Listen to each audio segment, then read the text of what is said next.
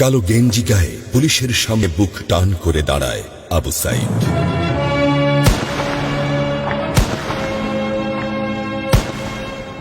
Police তাকে রক্ষা করার বদলে গুলি করে।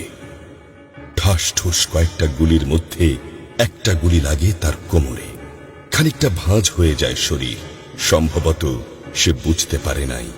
ঘাড় ঘুরিয়ে কোমর দেখার চেষ্টা করে একবার, তারপর আবার আগের মতো আবার দুই হাত প্রসারিত করে সিনা টান করে দাঁড়ায়। ডান হাতে ছোট্ট একটা লাঠি। বিশ্ববিদ্যালয়ের প্রধান ফটকের পাশে বেশ কয়েকজন পুলিশ, হাতে রাইফেল, রাইফেলের তাজা গুলি, আবারও গুলির শব্দ। পরে গুলিটা কোথায় লাগলো বোঝা গেল না। তবে আবু সাইদ টলছে। পড়বে পড়বে ভাব, কিন্তু সে সোজা হয়ে দাঁড়ানোর চেষ্টা করছে।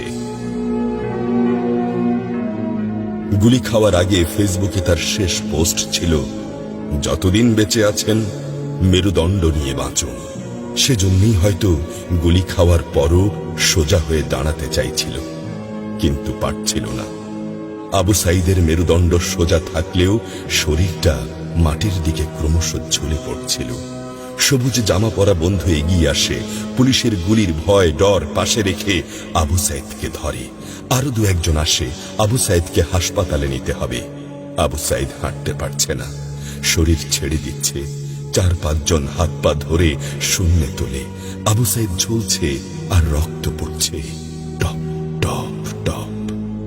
যে আবু সাইদ কিছুক্ষণ আগেও বুক চিতিয়ে দাঁড়িয়ে কোটা সংস্কার আন্দোলনে নেতৃত্ব দিচ্ছিল, সে এখন শূন্যে ঝুলছে, যেভাবে ঝুলছে মেধাবীদের ভাগ্য।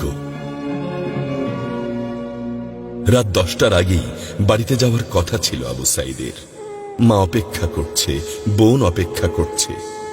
তখনও তারা জানে না আবু সাইদের মৃত্যু সার্টিফিকেট লিখছে কর্তব্যরত ডাক্তার। নাম আবু সাইদ, পিতা মকবুল, ঠিকানা বাবনপুর, পীরগঞ্জ, রংপুর।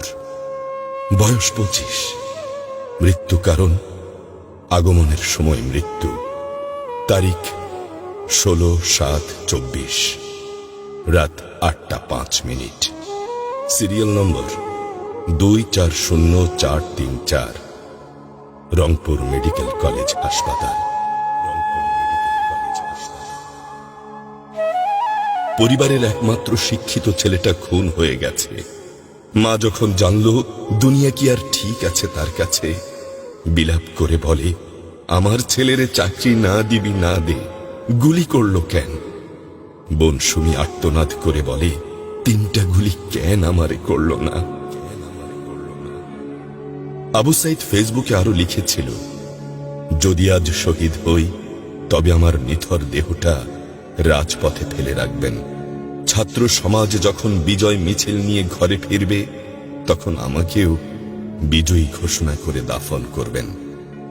একজন পরাজিতের লাশ কখনো তার মা বাবা গ্রহণ করবে না।